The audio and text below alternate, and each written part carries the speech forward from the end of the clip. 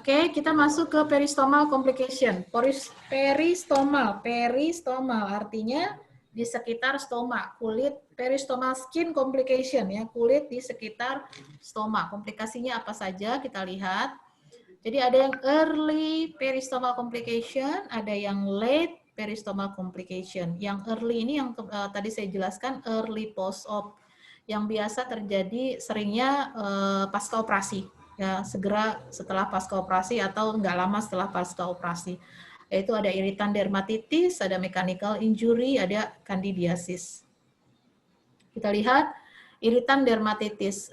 Iritan dermatitis ini rusaknya jaringan kulit yang disebabkan karena kontak dengan fekal atau urin. Tadi ya, karena sering bocor, leakage, kemudian pada saat pemasangan kantong yang nggak benar, biasanya kalau pasien-pasien baru kan masih kacau-kacau gitu ya cara pasang kantongnya, apalagi kalau misalnya perawatnya tidak mengedukasi dengan benar cara penggunaan pasang kantong yang tepat gitu, sehingga terjadi iritan dermatitis. Nah, yang terjadi itu biasanya redness, kemerahan, nyeri, ya, kemudian kayak lembab gitu ya, kayak selalu basah gitu ya permukaan kulitnya, sehingga ketika ini selalu basah permukaan kulitnya jadinya kan susah untuk nempel kantong ya kan. Nah, kalau dulu itu pakai yang namanya mercurochrome ya untuk membuat kulitnya menjadi kering lagi sehingga pada saat dipasang kantong itu bisa nempel kantongnya. Kantong itu sendiri itu sudah menjadi obat buat masalah iritan dermatitis gitu. Nah, asalkan penggunaannya benar. Kalau dia penggunaannya tidak tepat, maka akan terjadi iritan dermatitis. Nah, sehingga manajemennya di sini yang paling penting adalah pencucian yang adekuat, ya tadi harus bersih, kemudian pemasangan kantong yang tepat sesuai dengan ukuran stomanya, tidak terlalu besar. Nah, kalau ada kebocoran, gunakan seal atau pasta untuk menambah ekstra absorbennya ya untuk mencegah kebocoran, apalagi kalau misalnya di area-area yang ada lipatan tadi. Nah, kalau selain mercurochrome ini kan udah agak susah ya digunakan. Bagaimana untuk membuat kulitnya cepat kering gitu? Ada yang menyarankan menggunakan hydrocolloid powder. Tapi kembali lagi saya ingatkan, penggunaan hydrocolloid powder kalau salah itu justru akan membuat kantong tidak nempel. Jadi memang penggunaan hydrocolloid powder ini harus hati-hati ya, betul-betul kita bisa menggunakannya. Makanya saya jarang pakai nih hydrocolloid powder, saya paling seringnya pakai sealant tadi ya. Nah, pengganti mercurochrome kita bisa menggunakan sealant. Kita gunakan sealant yang spray ataupun yang swab, yang dioles ya seperti alkohol swab, yang transparent film dressing itu, yang berbahan dasar swab, yang bentuknya swab atau spray, itu bisa untuk pengganti dari mercurochrome. Ya.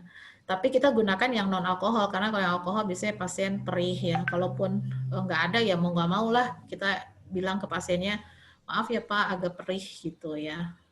Itu untuk mengatasi iritan dermatitis. Selanjutnya adalah mechanical injury. Mechanical injury ini biasanya disebabkan karena kulitnya yang tipis, faktor usia ya, pembersihan yang terlalu korosif, pakai macam-macam gitu, misalnya pakai betadine dan lain sebagainya, atau terlalu kenceng, terlalu kasar, sambil digaruk-garuk misalnya, atau trauma karena plester, atau cara membuka kantong yang tidak tepat, atau terlalu sering ganti kantong. Itu bisa menyebabkan terjadinya mechanical injury. Kita lihat di sini epidermisnya terkelupas ya. Nah, bagaimana manajemennya? Gunakan adhesive remover saat mengganti kantong ya.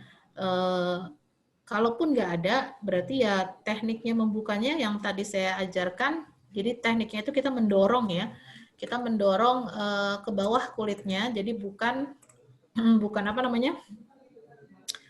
menarik kantong, tapi mendorong. Ya, tekniknya kita justru mendorong abdomennya ya. Jadi bukan menarik kantong.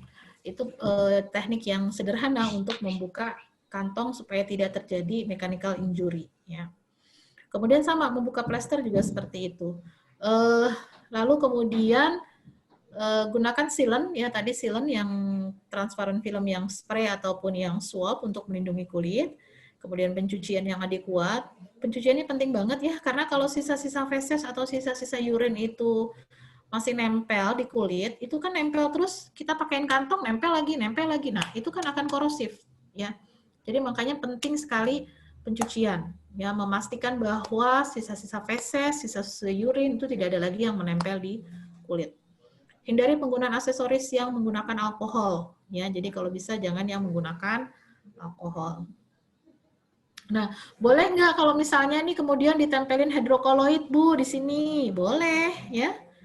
Prinsipnya kan hidrokoloid skin protector juga.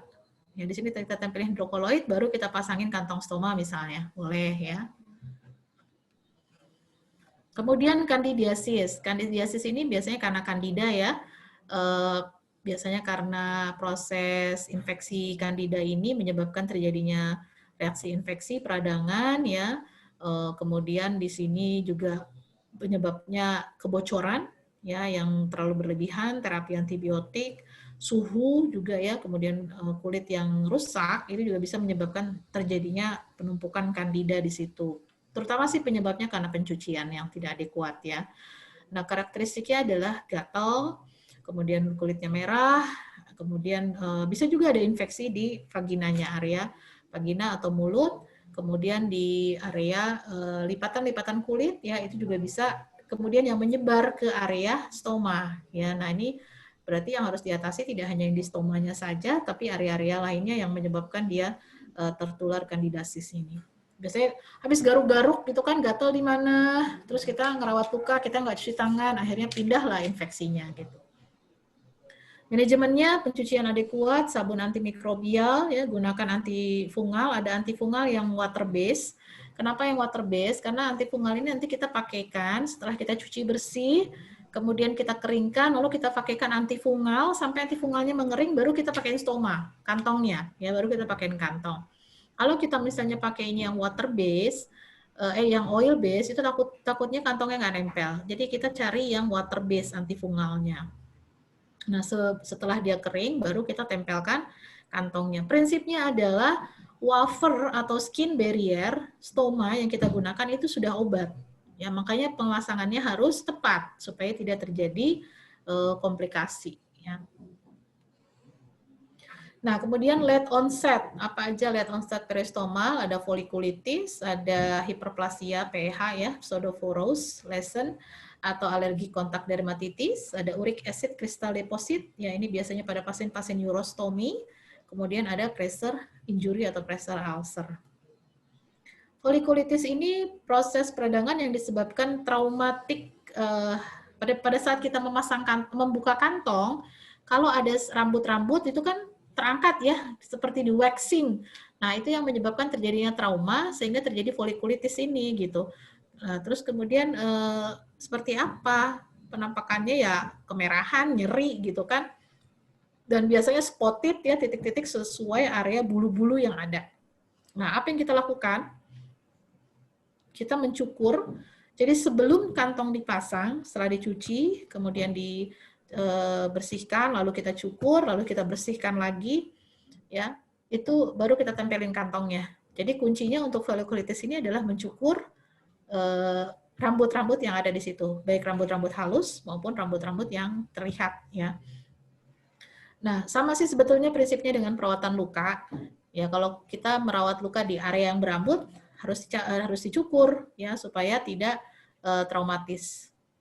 Kemudian digunakan, yang disarankan itu tidak menggunakan yang silet untuk mencukurnya, tapi yang listrik ya, supaya tidak membuat trauma juga di area sekitar situ. Ya biasanya kayak ada apa ya, kayak ada melenting dikit gitu ya. Nah kalau pakai apa namanya yang silet itu kan nanti akan terkelupas juga ya sehingga melukai. Jadi makanya yang disarankan adalah menggunakan cukur listrik. Selanjutnya adalah pseudophorus lesion atau hiperplasia yang disebut dengan PH. Ini disebabkan karena chronic exposure terhadap urine ya. karena terlalu tadi ya penggunaan kantongnya yang terlalu lebar, tidak sesuai dengan ukurannya. Nah, ini yang akan menyebabkan terjadinya penumpukan. Jadi kayak apa ya? Korosif, urin itu korosif gitu ya, sehingga membuat terjadi lesi pseudovirus seperti ini. Nyeri ya, kemudian bentuknya seperti laba-laba gitu ya. Sarang laba-laba warnanya agak grey itu abu-abu keunguan ya. Kemudian areanya menebal kayak maserasi ya sebetulnya. Maserasi tahu ya, masih ingat kan ya maserasi kalau pada pasien-pasien luka itu ini mirip sekali. Kemudian mudah berdarah ya. Dan juga ada granulus-granulsnya. Permukaannya jadi tidak rata ya. Manajemennya kita bisa menggunakan silver nitrat kalau mudah berdarah, tapi prinsipnya pada stoma seperti ini kita ukurannya harus pas, kemudian kita bisa menggunakan skin barrier ataupun hydrocolloid yang sheet ya untuk menutupi dari apa namanya area yang terkontaminasi ini gitu. Jadi nggak cukup hanya menggunakan wafer yang ada di stoma, kita bisa tambahkan ekstra dengan skin barrier yang sheet ya atau seal yang besar. Ada seal ring yang ukurannya besar ya. Kemudian berikutnya adalah alergi kontak dermatitis. Ini biasanya disebabkan karena penggunaan kantong itu sendiri. Ini yang tadi saya sampaikan penting kita harus mengetahui merek apa yang digunakan oleh pasien karena setiap perusahaan itu mereka punya karakteristik sendiri gitu. Nah, perbedaannya apa dengan yang iritan dermatitis? Kalau iritan dermatitis itu bentuknya nggak berpola, ya. Tapi kalau alergi kontak dermatitis itu dia berpola. Ya, ini kelihatan ya polanya. Ini ciri khas dari alergi kontak dermatitis. Artinya dia alergi terhadap kantong stoma yang digunakan gitu ya. Nah, bagaimana yang harus kita lakukan ya kita cari kantong stoma yang sesuai ya kita bisa gunakan juga steroid yang spray tapi nggak boleh banyak-banyak penggunaan steroid ini ya hanya untuk mungkin sekitar sekali atau 2 kali lah paling banyak 5 kali penggunaannya sama yang water based juga bukan yang oil based jadi supaya dia mudah kering lalu kemudian kita gunakan kantong ya selalu mencatat jenis kantong yang digunakan apa supaya nanti merek terutama merek ya supaya nanti kita bisa evaluasi mana yang lebih meminimal terjadinya kontak dermatitis ini pada pasiennya. Nah, kalau ini uric acid crystal deposit sebetulnya hampir mirip tadi dengan pH ya. Ini karena urin juga biasanya pada pasien dengan urostomi dia maserasi ya, wet look, kemudian perisomana. Bedanya dengan yang pH tadi yang ini tidak mudah berdarah ya. Kalau yang tadi itu lebih mudah berdarah. Manajemennya ya harus dibersihkan betul-betul apa namanya area ini. Jadi biasanya terjadi uric acid crystal ini karena kurang bersih ya. Kemudian penggunaannya juga sering bocor sehingga jadi menumpuk seperti ini. Ini makanya pada pasien-pasien yang late post op tadi ya. Sehingga risiko ini terjadi pada pasien-pasien yang dia udah lama gitu menggunakan urostomi. Apa yang harus diperhatikan ya penggunaan kantongnya harus tepat, kemudian juga apa namanya pencuciannya harus tepat juga ya menggunakan sabun bersih ya. Kalau urin itu kan enaknya ya sebetulnya sama sih dengan feses ya bisa kecium gitu. Udah hilang belum pesingnya gitu ya. Kalau masih ada saya waktu itu pernah menangani pasien yang urostomi itu bau pesingnya tuh masih kecium gitu artinya ada bagian yang belum bersih banget gitu ya nah ini yang harus kita sensitivitasnya gitu ya ditingkatkan apalagi sekarang udah nggak boleh lagi nggak pakai masker ya kita dalam merawat luka masker itu sudah wajib sekarang karena masa pandemi jadi agak susah nih kalau untuk bisa mengenali dengan bau gitu. Nah, bagaimana caranya? Ya bisa kita dengan meraba area tersebut gitu ya. Biasanya kalau dia masih lengket atau masih kasar ya, itu biasanya masih kotor. Jadi pencucian itu sebetulnya yang paling penting dari semua masalah itu sebetulnya di pencucian dan juga di penggunaan kantong. Itu yang paling pentingnya. Oke, berikutnya adalah pressure injury. Nah, pressure injury ini biasanya terjadi karena tadi ya misalnya penggunaan rigid faceplate yang tidak tepat ya. Contohnya pada area iliak, penonjolan tulang iliak dipakein ring ya, itu kan menekan, bahaya ya. Penggunaan belt, kemudian penggunaan korset misalnya tadi ya terlalu kencang, kemudian ada hernia ya, kemudian dipakaikan kantong yang convex tidak pada tempatnya, misalnya pasien hernia dipakein convex ya, itu bisa menyebabkan pressure injury ya. Nah, ini kayak luka sih sebetulnya ya, karena namanya juga pressure injury, memang terjadinya luka. Pressure injury ini dia lukanya sampai ke dermis biasanya ya. Nah, beda dengan iritasi. Kalau iritasi itu kan tadi dia lebih, atau mechanical injury dia lebih kepada epidermisnya yang hilang gitu ya. Kalau ini dia sampai ke dermis. Nah, kalau seperti ini bagaimana? Ya ini sudah penanganannya seperti luka gitu ya. Jadi ini kita tangani sesuai dengan wound bed-nya. Kemudian kita tutup oklusif ya. Biasanya yang paling bagus tuh untuk oklusif di dekat stoma ini hidrokoloid ya. Jadi hidrokoloid ini memang bahan dasar utama untuk perawatan stoma ya, teman-teman. Hidrokoloid itu apa ya? Ya memang untuk stoma ini di hidrokoloid menang deh hidrokoloid. Pokoknya jagoannya di hidrokoloid untuk stoma ya, karena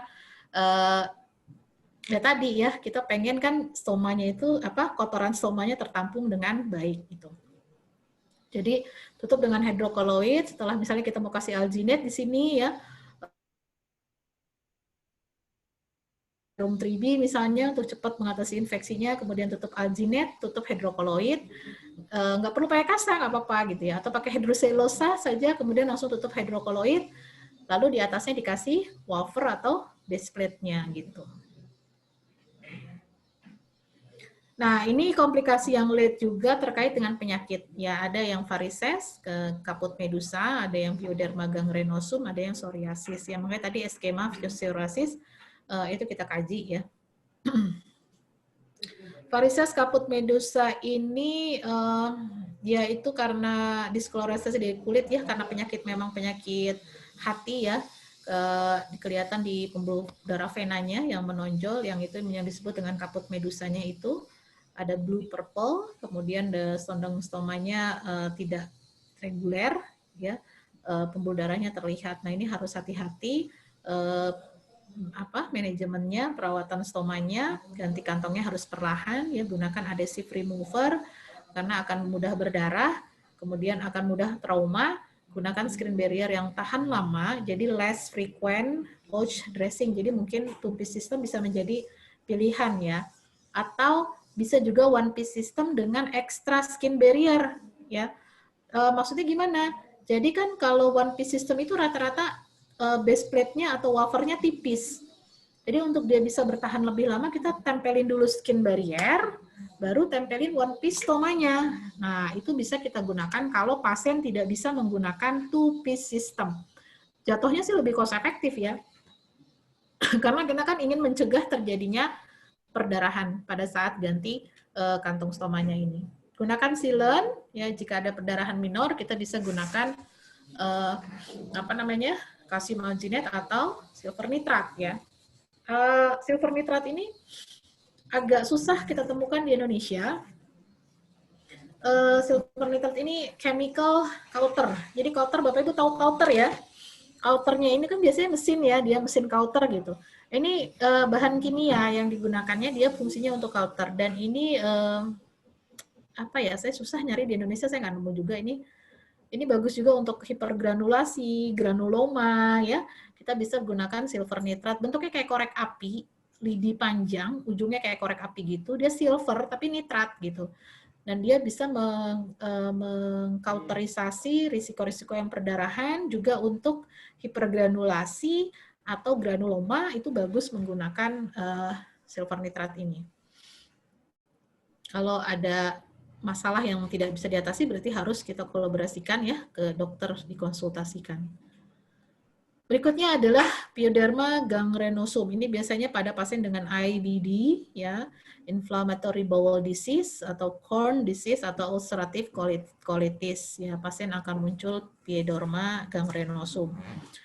Bentuknya irregular, nyeri banget, kemudian merah, gitu cenderung mudah berdarah, luka ya yang pasti dia itu ulcer yang tidak beraturan ya bentuknya.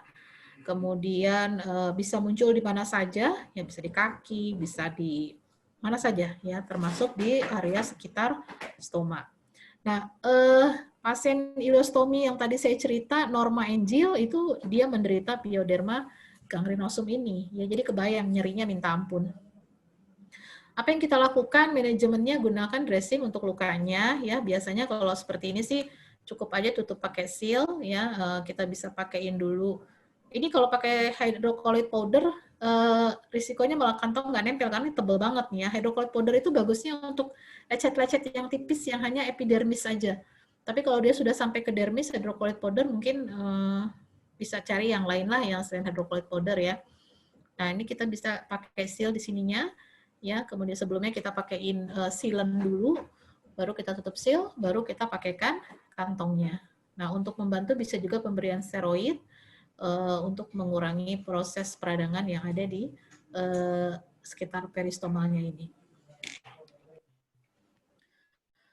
Nah,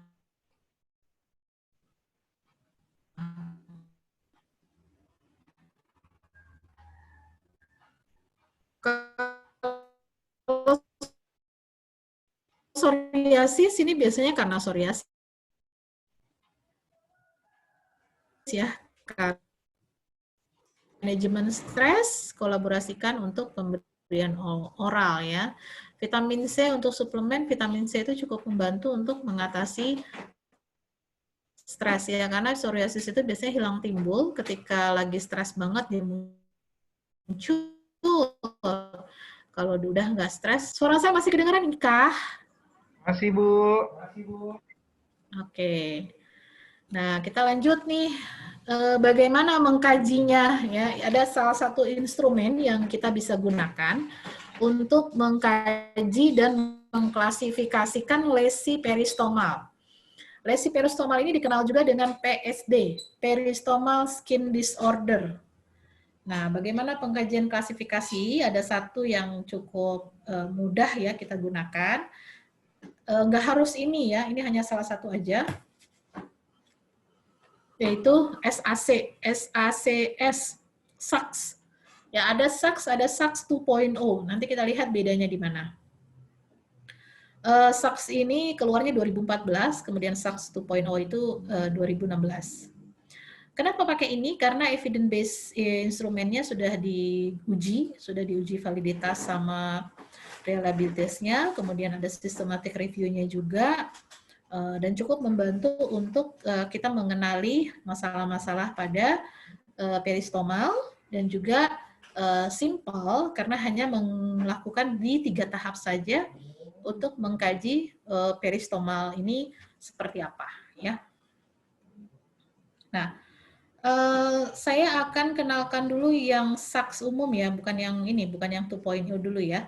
Tapi secara umum langkahnya sama ya, baik SACS 2.0 maupun SACS yang biasa itu juga langkahnya ada 3 langkah, yaitu kita mengkaji, mengklasifikasikan lesinya, mengkaji lokasi lesinya, lalu mendokumentasikannya ya. Jadi ada 3 langkah. Yang pertama mengkaji klasifikasi, lesinya masuk lesi apa, lokasinya di mana, lalu penulisannya. Ya, contohnya seperti ini. Ya, kita lihat kalau menurut ini ke klasifikasi SACS ini L2T5. Ya, L2 itu apa? Nanti kita lihat L2. T5 itu apa? Nah, ini T5 ini menunjukkan lokasi, L2 itu menunjukkan klasifikasi lesinya. Kalau kurang paham nanti langsung aja bertanya ya.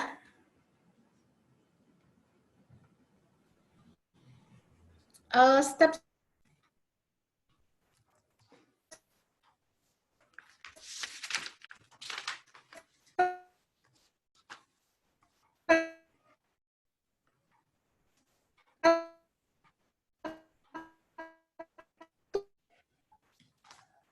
pada kulit, jadi intact skin ya.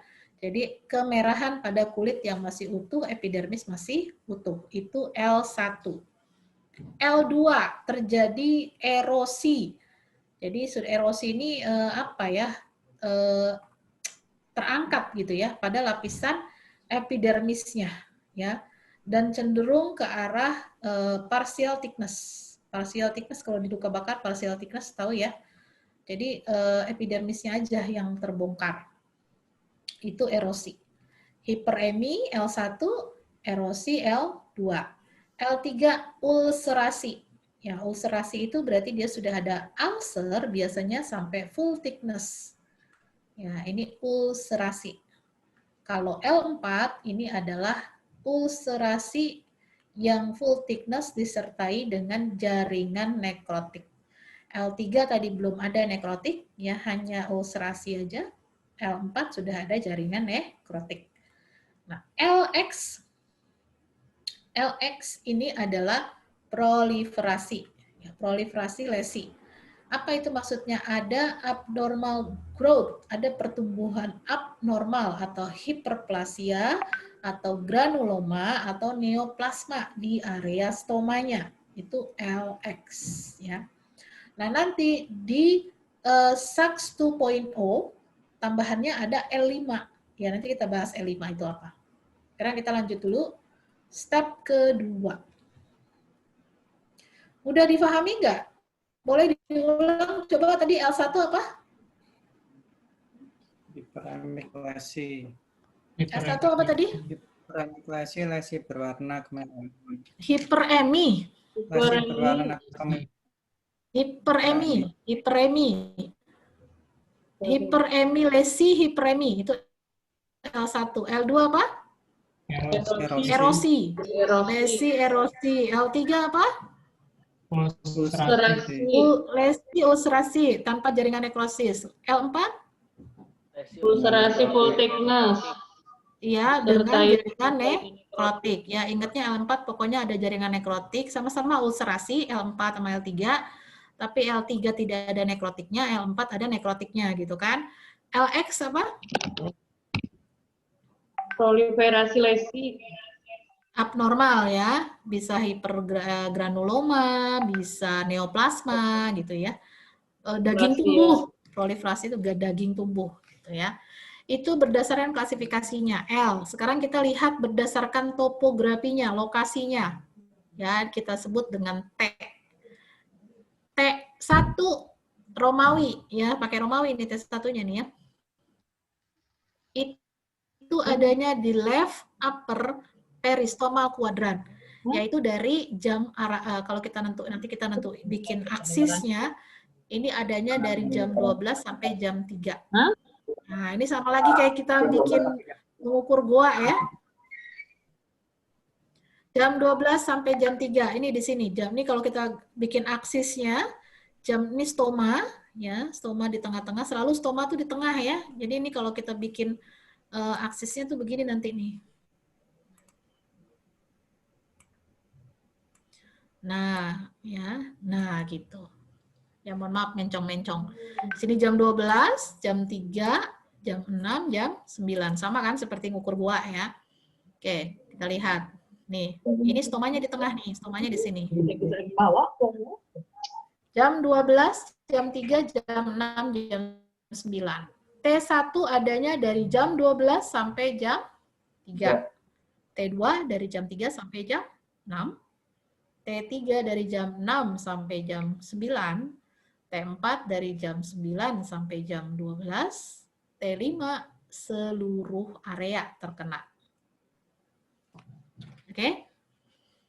Coba bisa diulang, T1 apa tadi? Berada di kuadran jam 12 sampai jam 3. Ya, gampangnya pakai ini aja nih, pakai jam aja ya. Kalau ini agak susah nih menghafalnya, lower, left, apa, segala macam. Gampangnya ini aja dari jam 12 sampai jam 3 itu T1, terus? T2 dari jam 3 T2 sampai dari jam 6. T3 jam 6 sampai jam 9.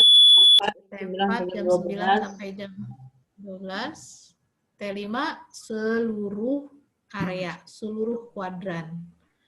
Ya, nah nanti bedanya apa? Di SAK 2.0. Ya, ada perbedaannya tuh. Itu suara apa tuh? alarm pulang ya. Belum kan? Oke, ini contohnya. Kita lihat. Coba. Kalau dari L berapa ini? Siapa coba? Enjang, mana Enjang? Coba Enjang, dari tadi munculmu namanya nih. L4. Enjang, mana Enjang? L3, T4. L4. Ini L berapa nih? L4. L3 apa L4? L4. L4 kan ada nekrosis. Ini ada nekrosis nggak? L3. L3 ini ya. L3, T berapa? T4. T4. Yes, gampang kan? Gampang ya. Ya. Jadi nanti kita nulisnya L3, T4 ya. Jadi komplikasi stomanya di mana? Komplikasi stomanya apa klasifikasinya? L3, T4 kalau menurut SAKS ya, nanti beda lagi dengan SAKS 2.0. Nanti terserah teman-teman mau pakai yang mana, mau pakai SAKS boleh, mau pakai SAKS 2.0 boleh. Yang penting jelas pakainya yang mana, karena ada perbedaan yang cukup mendasar ya. Oke, kita catat berikutnya ya, kita dokumentasikan tadi L2 T5. Benar nggak nih L2 T5 nih? L2 tuh apa L2? Erosi ya, benar ya, erosi ya. Erosi itu epidermis ngelupas gitu ya. Dan dia ada di seluruh area. Ini L2, T5, benar ya? T5 ya. Oke, kalau yang ini LX. LX itu artinya ada proliferasi. Oh ya, yang bawahnya. Ya. Ada jaringan yang entah apa itu muncul di sekitar stoma gitulah istilahnya ya, kasarnya. L5, kita lihat lokasinya ada di T2 sampai dengan T3.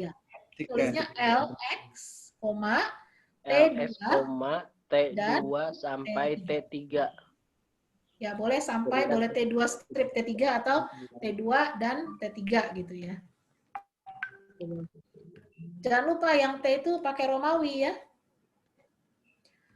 Oke, nah ini ada penggaris SAKS ya, instrumen yang bisa digunakan untuk ditempel di status pasien gitu ya, bisa. Oke, coba kalau ini kita lihat, benar nggak nih? L1 benar nggak? Benar. L1 apa tuh? Hiperemi. Hiperemi. T5.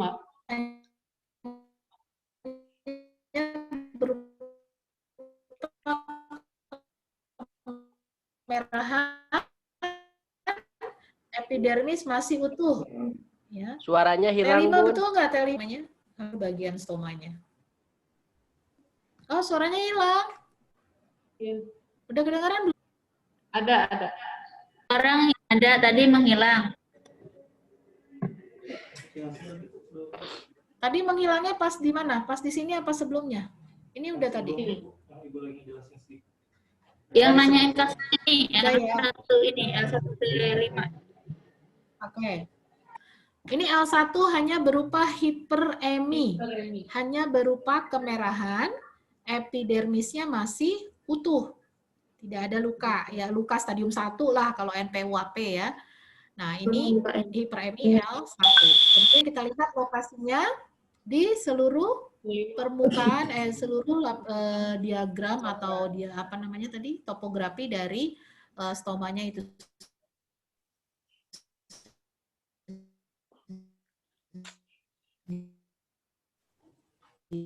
Hilang. Ya, berarti T5 ya. Betul. Sebentar.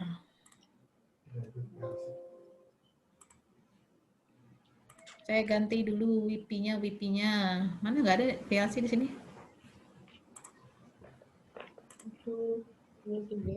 Baterainya habis ternyata. Dengar kuliah. Nah, Kuliah. ya, PLC 2 nggak muncul. PLC 2.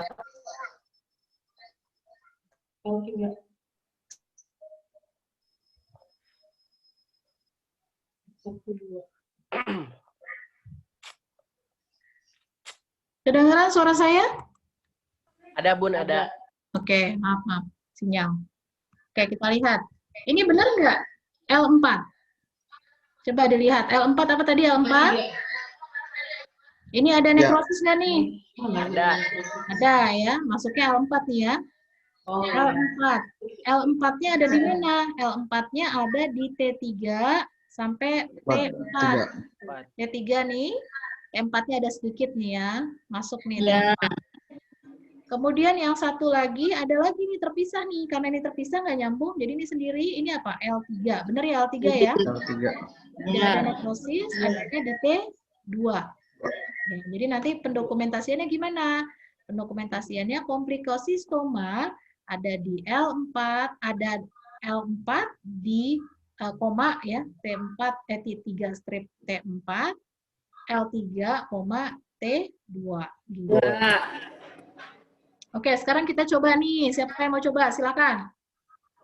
Siapa nih? Bu Teh Indri, ayo Teh Indri. Coba Teh Indri. Itu L3 T1 T2. Yes. Setuju ya? Betul ya? Betul. Ada yang beda jawabannya? Betul. Betul. Paulin, coba Paulin. Oh, tadi ini udah ya. Kita lewat aja deh. Masih ingat nggak Paulin ini apa Paulin? Ya, L3 T4. Oke. Lanjut. Pak Eko mana Pak Eko? Masuk Pak Eko. Masuk Pak Eko. T5. Pak Eko mana Pak Eko nih? ini Pak Jajang. Pak Eko habis kerja malam, Bu. Sip malam. Siap, Bunda. Pak Jajang gimana Pak Jajang? Itu L1 T5, Bunda. L1 apa L2? L2, Bunda. L2 ya, ini kelihatan Ya. nih udah pada amburadul nih. Ya, Bunda. Ya. L2 T5. Bunda epidermis. Ya. Oke. Nah, kita lihat sekarang SAK 2.0. Nah, SAK 2.0. SAK 2.0 ini perbedaannya ada di sini. Ada L5. Kalau tadi SAK aja itu L1, L2, L3, L4, L5 sama LX ya. Tapi di SAK 2.0 itu ada L5. L5 itu apa? L5 adalah lesi ulceratif yang melibatkan muskular fascia dengan atau tanpa nekrosis atau fistula. Ya. Ini contohnya. Dia sampai fascia. Fascia itu lebih dalam lagi berarti kan? Yang mengenai Bisa jadi fistula tuh termasuk, tapi tidak selalu fistula gitu maksudnya. Ya kan kalau ulcer L3 itu dia cuma sampai dermis. Ya, dermis, hipodermis. Kalau L4 nekrotik, L5 itu sampai di bawahnya hipodermis, ada fascia. Ya. Muskular sampai otot sampai fascia. Itu L5. Biasanya pada kasus-kasus dehiscent ya. Nah, selanjutnya SAK 2.0 di T-nya apa bedanya? Oh, ini bukan lesi definition, sorry. Topografi ini.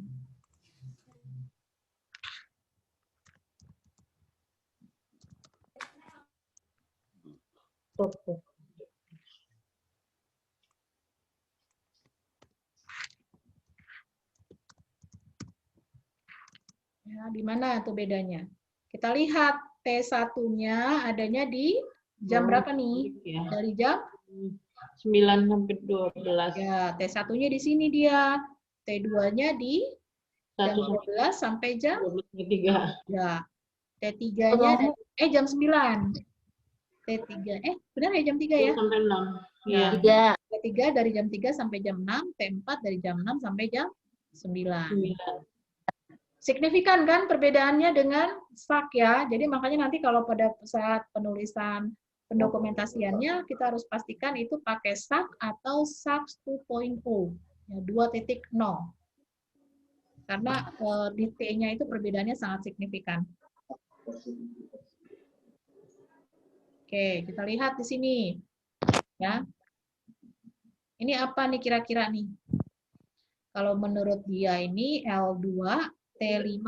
L2 T5. L2 T5.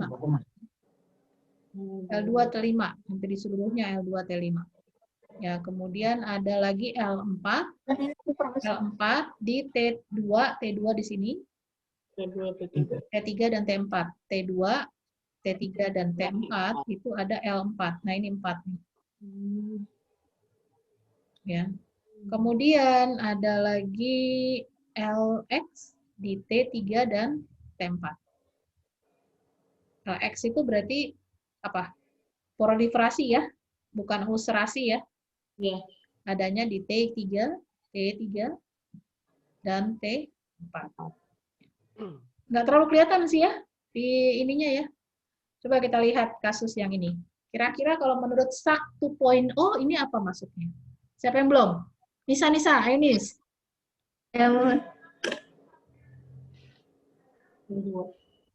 Ini L berapa nih kalau SAK 2.0? L1. L1 kah? L3. L3. Ya, L1 yang di mana? L1 yang di T berapa? T3.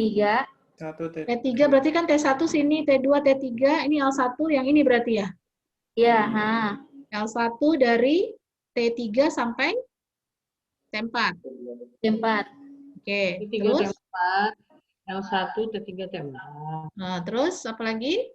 Kalau yang ini? L3, T1 tuh si Ini L berapa nih? L2. Ini L2. Ini L2 nih, ini L2 nih. L3. Ini L3. Ya, Ada nekrotik L4. Kalau ada nekrotik L4 ya. Ini kurang jelas fotonya. T berapa ini? Itu T1 Sampai T1 T2. jam 9 sampai jam 12 itu T4. Untuk yang T2 jam 9 sampai Nggak jam usah 12 ditulis sampai jam jamnya, Nis. Nisa cukup tulis L berapa, T berapa saja. Nggak usah jamnya. T-nya Ya, T1 T2. sampai T2 aja. T1 strip T2 gitu aja. Oke. Nah, T2-nya jangan lupa Romawi ya, topografi yang Romawi, yang ini yang angka. Terus kemudian ini L berapa nih? Itu L2 dari T berapa? L2. T2, kok T2? T2 kan di sini. T4. T4 sampai T1. Searah jarum jam ya tetap ya. T4 strip T1 gitu. Oke, sip. Lanjut. Nah, kita lihat bagaimana contoh aplikasinya ya pada kasus-kasus komplikasi peristomal. Oke, kasus ini Bu Susi, mana Bu Susi? Silakan Bu Susi, L berapa, T berapa nih? Ya Bu, Bu Susi, ayo. L2 ya itu ya. L2, oke. L2, kemudian T-nya dari T. Ibu mau pakai SAK apa SAK 2.0? Yang pakai yang SAK Bu. Yang SAK aja ya, oke. Ya. Tapi ini saya sambil nginget lagi Bu ya, soalnya tadi sinyalnya hilang ya. Iya, oke. T Baru berapa nih? dapat yang terakhir.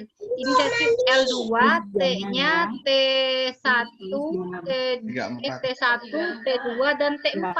Oke, kalau pakai SAK, T1-nya di sini ya. Oh iya. Berarti Ibu pakai SAK 2.0 yang SAK 2.0. Oh iya. Kalau T1-nya di sini. Yang ini Itu bedanya di T-nya itu aja ya Bu ya, yang tadi SAK sama SAK yang terakhir.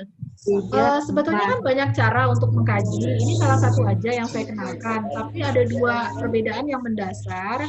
Ada SAK, ada SAK 2.0 gitu. Kalau SAK ini kan keluarnya tahun 2014. SAK 2.0 tahun 2016. Memang idealnya yang digunakan yang terbaru ya. Tapi kalau Ibu pakai yang lama juga nggak apa-apa. Yang memudahkan aja. Karena kan prinsipnya ini untuk memudahkan kita ya. Saya lihat tadi titik yang T1 dan posisinya aja yang beda tadi Bu ya. Saya Ya, nggak T aja yang beda mendasar untuk ini perbedaannya tadi untuk SAK itu, bentar ya saya ulang sedikit. Nah ini perbedaannya. Kalau untuk SAK 2.0 itu ada L5, Kalau sak saja, itu hanya L1, L2, L3, L4, dan LX. Tidak ada L5-nya. Itu di sak yang nggak pakai 2.0, yang tahun 2014. Yang sak 2.0, dia ada L5-nya. Ini supaya teman-teman tahu ya perbedaannya ya. Kemudian untuk T-nya, kalau di sak 2.0, itu satunya di sini, 2, 3, 4. 5-nya sama. Kalau di sak 2014, satunya di sini, ya. Jadi beda ke depan, beda langkah, satu langkah gitu ya. Ini satunya untuk sak yang 2014, 2, 3, dan 4 gitu. Gak apa-apa mau pakai yang mana, yang penting diinfoin aja. Saya pakai yang sak 2.0 misalnya. Oke, kita sepakati aja biar nggak bingung, pakai sak yang 2.0 aja ya. Biar tidak membingungkan. Iya, kita pakai yang sak Diseragamkan aja 2.0. gimana? Kenapa? Diseragamkan aja biar tidak bingung. Oke, kita pakai yang sak 2.0 ya. Oke, Ya. silakan Bu Susi dimohon untuk diulang kembali. Jadi ini L2 sak yang poin O tadi berarti T-nya T34 Bu ya. 34 41. Kalau yang 2.0. Ya kan? Kalau yang 2.0 ini 1, 2, 3, 4, 5 seluruhnya. L2, T4, strip T1. Gitu kan? Kemudian ada apa lagi nih di sini nih? Kelihatan nggak? Ada untuk L berapa nih? Ketiga, L3, L3. Ya, ada di mana L3-nya? T4, T1, T1 dan T2. T2. T2. Berarti T4 strip T2.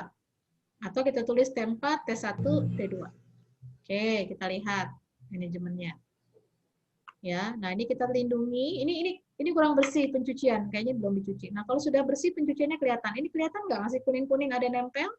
Ya, Bu. Ya, ini nggak bersih. Kalau kayak gini, dibersihkan saja pakai, nggak usah pakai kasar. Kalau pakai kasar itu kasar ya sakit. Kita bisa menggunakan kapas atau kita menggunakan ini jari kita ya.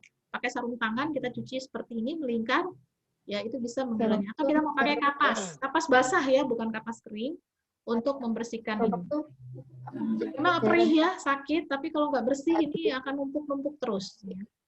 Lalu setelah itu di area tadi yang L3 tadi, T4 sampai T2, kita kasih apa namanya ini? Koloid pasta. pasta. Bisa hidrokoloid pasta atau pakai seal. Seal, ya, seal yang ring ya untuk melindungi area yang L3 tadi ya, L3, T4 sampai T1, T2. Kemudian ini untuk meratakan ini ditambahkan dengan hidroselulosa ya. Kemudian untuk yang L2 digunakan hidrokoloid powder. Ya. Setelah itu tutup dengan hidrokoloid ini yang untuk luka nih, yang biasa kita pakai untuk luka ya, hidrokoloid lembaran seperti ini ya. Lalu kemudian baru ditempel wafernya atau base plate-nya. Ini kantong yang dipilih adalah two-piece system. Ya, two-piece system. Baru dipasang kantong. Oke, gampang kan? Mudah ya.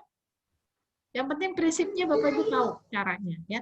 Jadi memang perawatan stoma itu sangat dekat dengan luka ya, karena itu pasti identik masalahnya sama. Ada pertanyaan? Bun, mau nanya. Silakan. Bunda, Siapa dulu? Satu-satu. ya Mbak Bun, Nisa, Mbak Nisa. ini yang di bawah pojok kiri itu kasa atau apa Bun? Hidroselulosa, Bu. Ya. Aquacel. Aku sih. Atau kalsium alginate juga boleh. Siap. Kalau ini jarang pakai kasa, Bu. Ada lagi yang mau bertanya?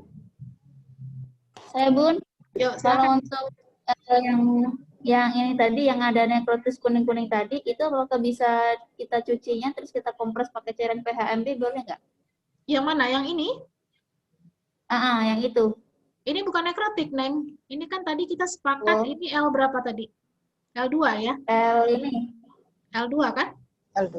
Kalau nekrotik L berapa? L2 ya. Nekrotik L4. Iya. Ini bukan nekrotik ya. Oh. Ini sisa feses yang menempel. bisa Tadi kita cukup cuci aja dengan gerakan melingkar atau bisa dengan menggunakan kapas basah. Itu nggak usah pakai. Ya, makanya penting sekali nih kesepakatan ini nih, pengkajian supaya persepsinya sama nih ya. Ini sangat membantu. Iya. Jadi tadi kita sudah sepakati ini bukan L4 kan, ya, tapi ini kelihatan bukan L4. Kalau L4 itu dalam beda ya. Ini L2, ini L3. Ada lagi yang mau bertanya? Oke, kalau nggak ada kita lanjut ke kasus berikutnya. Siapa yang belum? Mas Ridwan. Iya, Ridwan.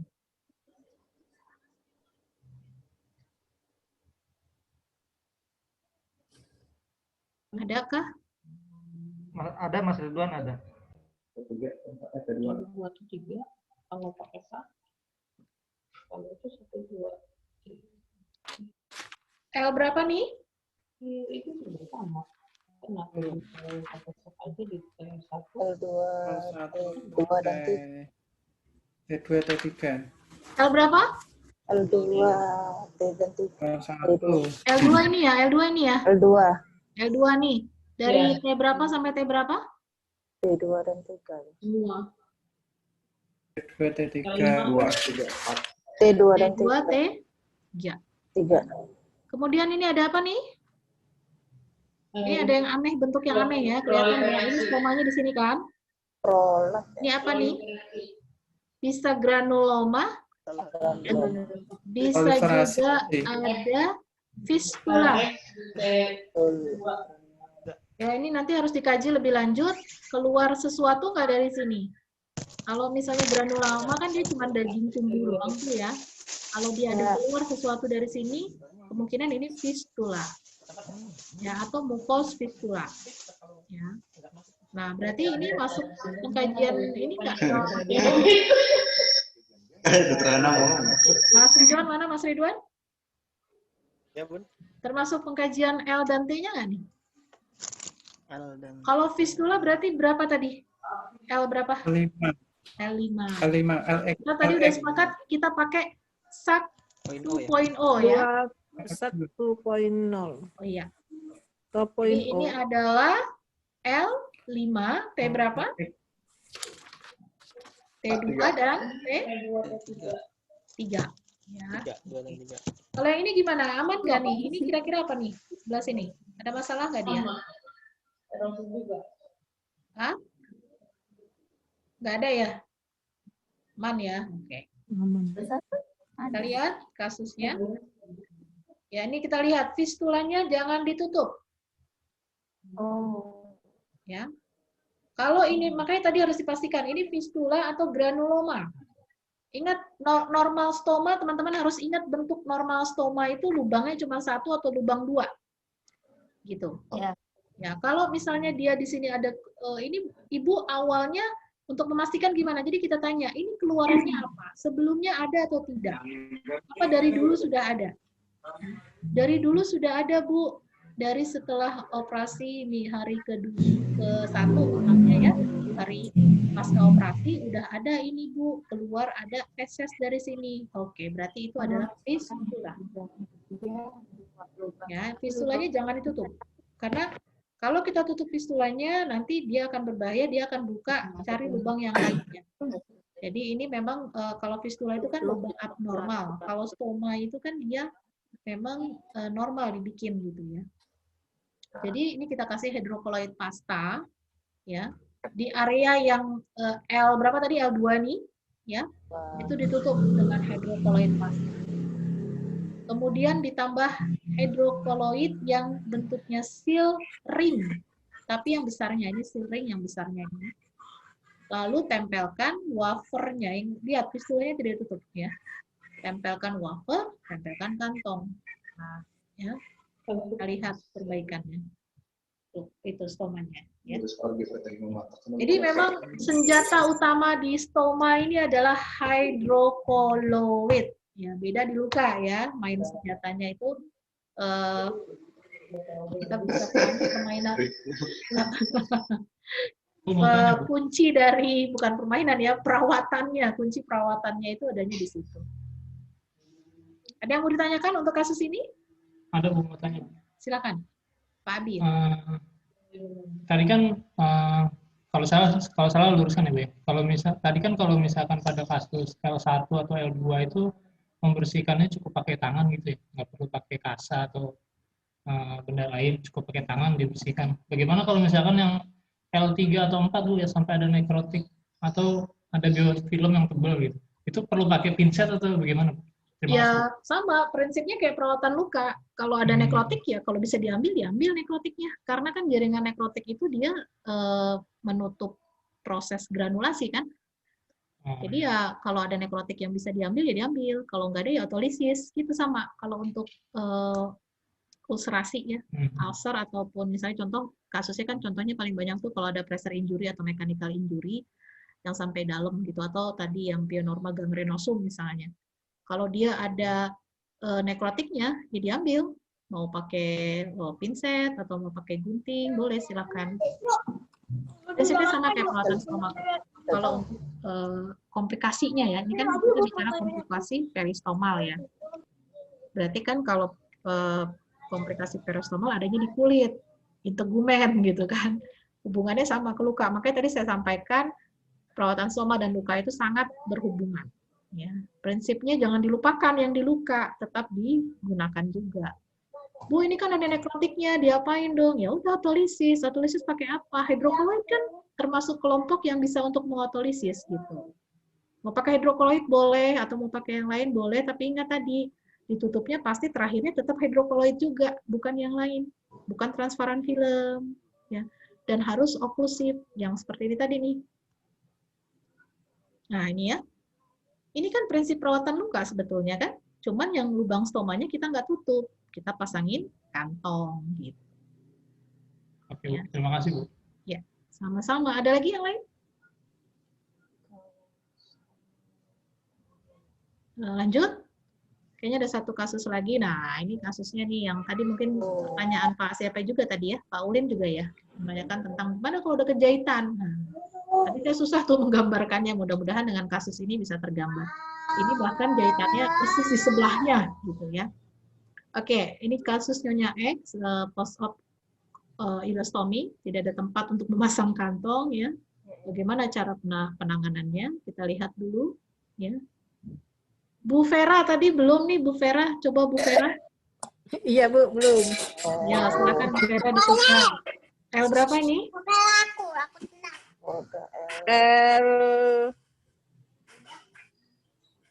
LX Bu. LX atau L5? LX atau LX atau L5 nih? L5 Bu. L5 ya, kalau LX kan proliferasi. Proliferasi itu artinya jaringan tumbuh berlebihan, ya. Bisa granuloma, bisa neoplasma, sel kankernya dia, atau bisa yang lainnya. Gitu.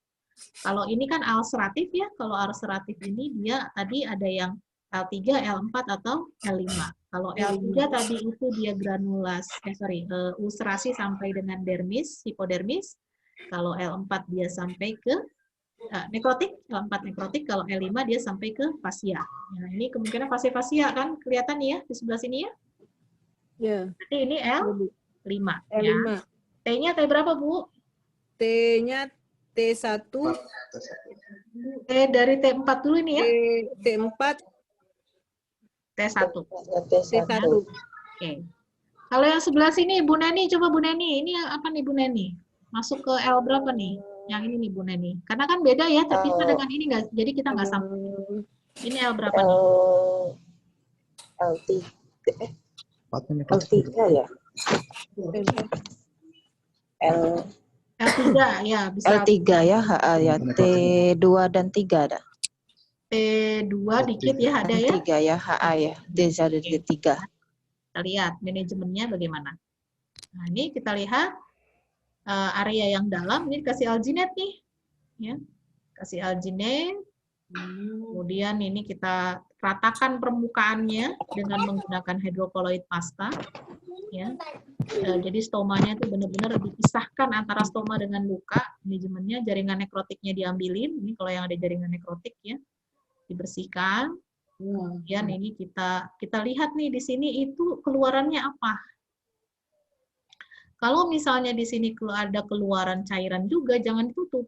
Ya, kita bisa pasangkan kantong juga. Ya, ini kebetulan pakainya wound manager nih, yang ukurannya gede. Ya, wound manager untuk yang high output, jadinya exudatnya di sini tetap bisa tertampung. Gitu. Jadi jangan ditutup. Nah, kemudian baru dipasangkan kantongnya. Ini kantongnya wound manager ya, kantongnya yang besar ukurannya. Kalau nggak ada gimana? Ya udah, kalau nggak ada berarti 2 kantong. Kantong ini dengan kantong sini. Ya, tapi kalau misalnya ini bisa masih yang 100 mm, kita bisa pakai juga yang 100 mm. Terus yang ini gimana? Yang ini kita kasih aja juga nggak apa-apa. Kasih alginate, terusnya sampai sini ya. Kemudian kita tutup dengan hidrokoloid sampai sini. Ya, ini kita kasih di sini nih, kita kasih hidrokoloid pasta dulu ya untuk ngedep, untuk bikin istilahnya tadi, bendungan ya, bikin bendungan di sini pinggirannya supaya exudatnya tidak mudah rembes. Baru kita tempelin hidrokoloid sheet lembaran, apakah yang luka, yang khusus luka atau yang stoma, ya terserah nanti kita adanya yang mana. Baru kita pasangin kantongnya. Ya, dan di sini juga kita pakaiin lagi. Kalau nggak punya yang begini ya, kita pakaiin hidrokoloidnya, berarti di sini juga kita pakaiin hidrokoloid ya. Jadi area yang kita mau tempelin kantong itu betul-betul kita jaga supaya nggak bocor. Ya, prinsipnya gini Bapak Ibu, penggunaan hidrokoloid itu juga sudah menjadi obat untuk wound healing. Ya, untuk kalau ada komplikasi itu. Jadi nggak usah khawatir. Jadi penggunaan hidrokoloid di sini nggak usah khawatir ya. Nanti gimana Bu ya? Dia kan udah punya fungsi, hidrokoloid itu masuk ke dalam kelompok apa? Untuk mengontrol untuk merangsang autolisis juga, untuk menyerap eksudat minimal juga. Ya. Nah, paling yang nggak ada untuk infeksi. Nah, paling kalau kita mau tambahin di sini misalnya serum 3B, misalnya kita tetesin dulu, baru kita kasih alginate ya, kemudian baru untuk bendungannya kita tambahkan pasta tadi. Iya, Bu. Kalau untuk seperti ini enaknya pakai pasta. Kalau seal agak susah ya. Silakan Bu, ada yang mau nanya? Bu, kemarin kayaknya kami ada kasus kayak gini juga, Bu. Cuman lukanya itu turunnya ke bawah gitu. Kalau itu kan agak rata kan di permukaan kulit. Ya. Kalau kami kemarin tuh turun jadinya di bawah kulit itu. Ya, jadi turun ke bawah maksudnya atau dalam? Dalam kayak gitu. Dalam, Bu. Dalam, ya. Kayak ke usus gitu ya? Terus pertanyaannya? Jadi maksudnya tuh manajemen untuk kami tuh gimana gitu. Soalnya kan kemarin airnya jadinya hanya dikasih intrasit gel, terus ditutup antara jahitan itu kan ada yang longgar gitu, hanya ditutup kayak teknik Benton apa yang kayak pakai plaster, itu ya. Ya itu aja kayak gitu. Kateter. Jadi nggak bisa rata kayak gini kan kayak gitu. Tapi ada stomanya? Nggak pakai stoma jadinya kayak gitu, Bu. Pasiennya berarti luka dehisen ya, bukan pasien stoma ya? Luka gitu operasi yang terbuka? Iya. Karena awalnya sih emang stoma sih, cuman karena kayaknya infeksi apa gimana kan jadi akhirnya operasi debridement ulang kan, jadi pas post-op itu lukanya malah kayak di bawah kulit apa kayak gitu nah. Tapi stomanya udah ditutup gitu ya? Iya. Stomanya disambungin lagi. Berarti masalahnya lebih kepada dehisennya. Lebih ke dehisen, Bu ya. Ya, luka operasi dehisen. Bagaimana penanganannya? Kalau penanganannya kan prinsipnya kalau untuk perawatan luka kita mau merangsang granulasi kan? Ya. Kalau misalnya dia dalam ya harus diisi. Berarti kalau misalnya kayak gini Bu, kalau saya yang tangkap ceritanya Ibu ya, lukanya itu dia ada kedalaman. Jadi dia begini ya Bu ya, dalam gitu ya. Ya, jadi ini kan di dalam nih, ini sampai ke dalam gitu. Mungkin kalau ini kedalaman kurang dari 1 cm, itu mungkin bisa 2 atau 3 cm gitu ya. Nah, apa yang kita lakukan? Ya prinsipnya sih sama Bu, kita merangsang granulasi, naikin daging. Nah, kalau tidak ada stoma, lebih enak sebetulnya. Karena kita tidak mau harus memikirkan, ini stoma ini nggak boleh mengkontaminasi luka, itu kan yang paling penting. Stoma nggak boleh, kotoran stoma tidak boleh mengkontaminasi luka. Jadi sebetulnya lebih mudah kalau misalnya tidak ada stomanya, hanya dehiscent.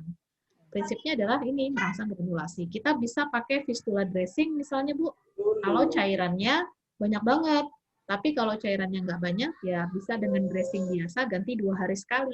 Prinsip sama dengan perawatan luka pada umumnya. Merangsang granulasi, merangsang epitelisasi, kalau tidak ada jaringan nekrosis ya. Tapi kalau ada jaringan nekrosis, tetap autolisis dulu, gitu. Baru kita merangsang granulasi dan epitelisasi. Ternyata cairannya banyak banget nih, belum 2 hari udah bocor. Ya, berarti sarannya pakai parcel dressing. Masih ingat, Bu? Ya. Parcel dressing-nya. Itu yang paling pinter Bu Neni itu yang buat parcel dressing itu. Prinsipnya sih sebetulnya kan ngelindungin kulit sekitar lukanya supaya luka nggak meluas gitu kan. Nah, jadi eksudat itu harus tertampung dengan baik. Ini kita masuknya ini ke dalam manajemen eksudat sebetulnya. Manajemen output. Bagaimana eksudat atau output ini tertampung dengan baik dan tidak mengiritasi kulit sekitar luka. Itu sebetulnya prinsip perawatannya. Jadi skin protection itu penting. Kalau misalnya dia hanya luka saja sebetulnya nggak harus hidrokolloid, kita pakai transparan film untuk melindungi kulit sekitar lukanya. Kecuali kulit sekitar lukanya sudah lecet, berarti harus pakai hidrokolloid. Oke? Baik, ada lagi yang lain? Bu mau nanya. Ya. Ini andaikan terjadi kayak gini tadi ya, yang sampai ke proliferasi, dari dokternya dikasih obat topikal gitu kan, antibiotik, atau kalau alergi mungkin dikasih obat alergi juga kan. Itu jadi kita kasih dulu obat topikal itu gitu ya Bu ya, baru dikasih yang lain-lain ini. Oke, untuk penggunaan obat topikal, tadi saya ingatkan untuk komplikasi yang kandidiasis ya, atau misalnya Pionerma gangrenosum ya, atau satu lagi apa itu yang menggunakan steroid, salep steroid ya. Nah itu sarannya yang water base ya, jadi diolesin dulu, jadi habis dicuci keringkan, habis gitu diolesin tipis ya, tunggu sampai dia mengering baru kita pasang kantong. Tapi kalau dia oil base nggak bisa Bu, lebih baik pakai kantong aja, nggak usah dipakein obat dari dokternya gitu ya. Tapi ya jadi kita menggunakan yang kecuali kita tambahin misalnya ya dia ada irisasi di sini, kemudian ada mau pakai salep ataupun mau pakai apa namanya yang berbahan oil base, kita olesin, kemudian kita kasih alginate, kemudian kita kasih hidrokolloid di atasnya. Nah itu nggak apa-apa. Itu nggak apa-apa. Yang penting itu prinsipnya kulit itu harus kering, kantong harus tertempel dengan sempurna, nggak boleh ada leakage, nggak boleh ada bocor. Itu yang prinsip penting dalam perawatan stoma. Jadi penggunaan kantong yang benar lebih diutamakan daripada penggunaan berbagai macam salep atau dressing untuk ke luka gitu. Luka di sekitarnya ya, di sekitar stoma. Kenapa? Karena pada prinsipnya hidrokolloid itu sudah menjadi obat buat komplikasi yang ada di kulit stomanya pasien. Jadi yang diprioritaskan tetap pemasangan kantong yang tepat. Ya kita lihat dari semua manajemen ini kita perhatikan kan, manajemennya ini kita lihat semuanya dioptimalkan itu adalah ujung-ujungnya apa? Pasang kantong yang benar. Kita bikin apa ya namanya? Bikin bantalan yang sesuai sehingga tidak terjadi kebocoran. Ya, kita lihat ini di bantalan kan, landing page-nya ya. Kalau di website itu ada landing page istilahnya di digital marketing. Ini landing page-nya dibikin sedemikian sempurnanya sehingga wafer atau base plate yang nempel ke stoma itu juga sempurna terpasangnya sehingga tidak terjadi kebocoran. Jadi kunci keberhasilan perawatan stoma adalah di apa? Pemasangan kantong yang betul. Gitu. Luka apapun, kalau pemasangan kantongnya oke, selama dia bukan sel kanker tentunya ya, itu akan terjadi proses penyembuhan di sekitar stomanya. Jadi nggak main salep di sini Bu, nggak banyak main salep. Kalau mau paling serum gitu ya. Tapi kalau misalnya dia mau pakai salep, ya itu tadi kasih alginate, kasih hidrokoloid ya, seperti yang tadi ini, yang ini, ya kan? Ini kan kasih alginate kan, atau hidroselulosa. Jadi sebelum kasih hidroselulosa, misalnya mau kasih salep, kasih hidroselulosa, kasih hidrokoloid, baru siap tempel kantong gitu. Jadi landing page ini yang paling penting. Oke, ada lagi yang lain? Sepertinya itu terakhir kasusnya. Oh, ada lagi, sorry. Oke, ada lagi ternyata. Kita lanjut dulu ya. Ada 2 kasus lagi. Ini tadi yang belum siapa? Mas Alex. Ayo Mas Alex.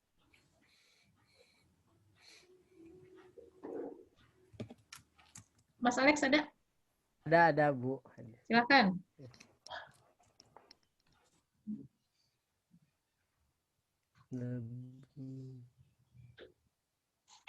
Ternyata udah jam 4 ya, ya ampun.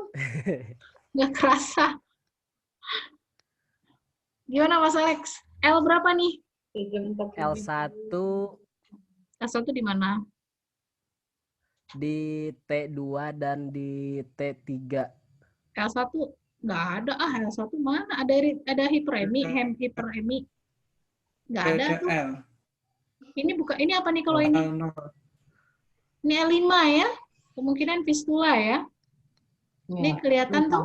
Ya. L5 adanya di T2. T1, T2. T2 benar ya? Nggak ada eritema kan? Nggak ada. Hiperemi nggak ada Bekas ya? luka ya Bun itu. Oh, iya. Hah? Ini cuman epitel, Ya, ini epitel. Ini epitel Oh, ini. epitel. Oh, ini epitel. Bukan hiperemi. Ya, pink warnanya. Oke, L5T2. Kita lihat ya, ini diirigasi, dibersihkan seperti biasa, manajemen fistula ya. Kemudian ini ditutup dengan hydrocolloid powder yang di atas ya.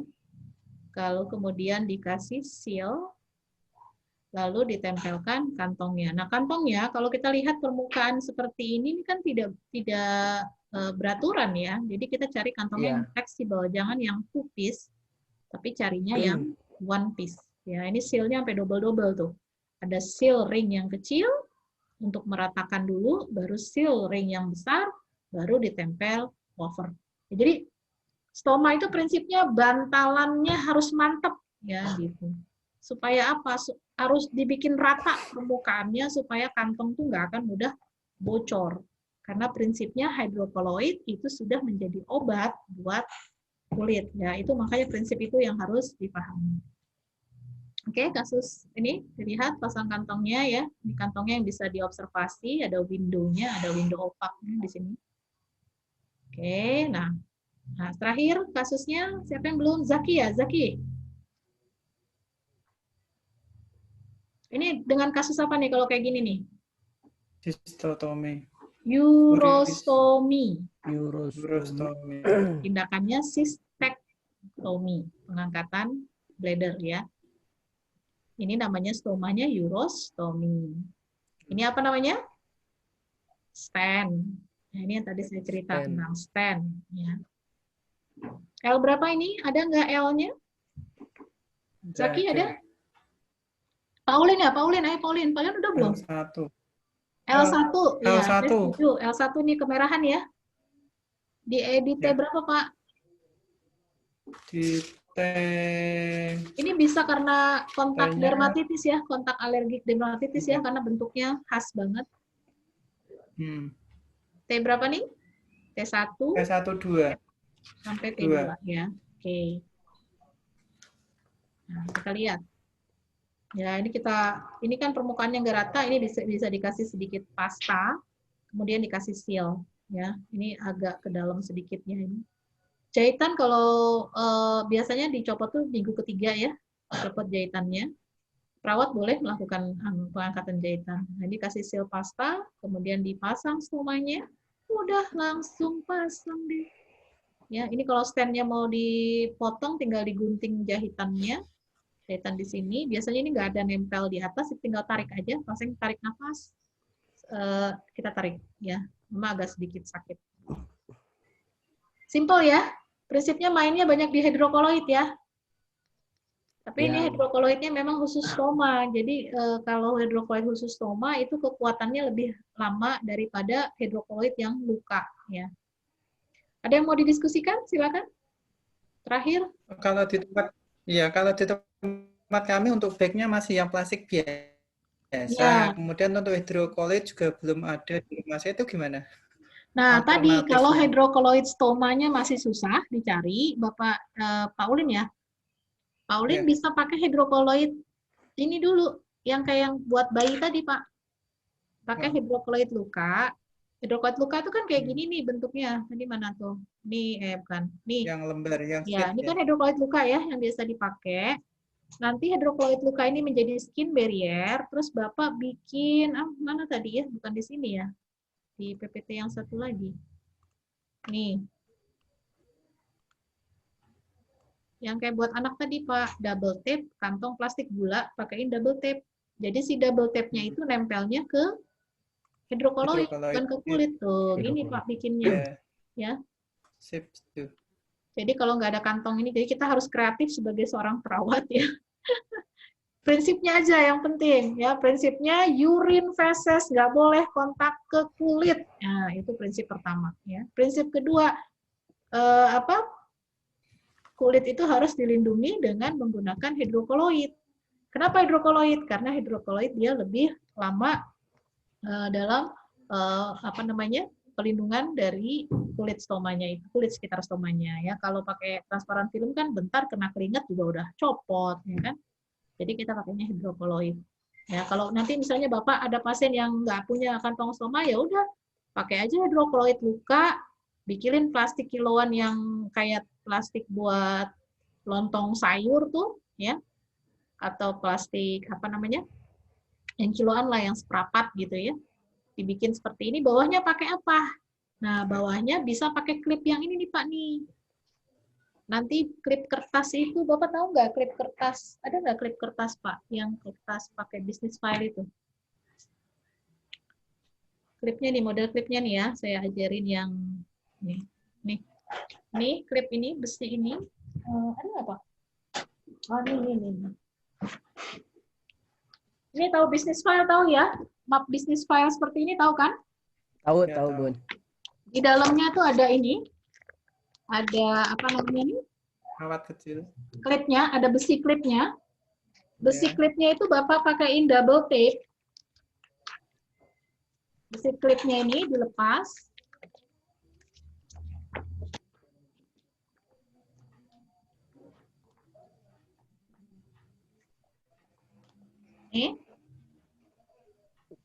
Besi klipnya ini pakaiin double tape di sini.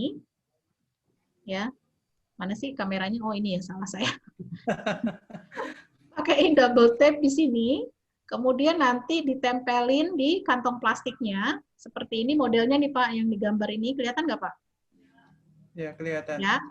Terus kemudian nanti dililit ke atas. Jadi kalau misalnya ini ujung plastik kiloannya nih, ya, ujung plastik kiloannya ini di sini, ini dia kameranya. Terus ini kita tempelin di sini, kemudian caranya itu dililit, ya, dililit, lilit. Terus ini dibuat kuncinya, dikunci pakai ini, gitu. Nah, kalau masih rembes, ya berarti harus teknik melilitnya nanti yang diperbaiki. Atau kalau enggak, pakai ini, karet, pakai karet untuk mengunci yang bagian bawahnya. Jadi kayak ngelipat hordeng, tahu ya ngelipat hordeng ya?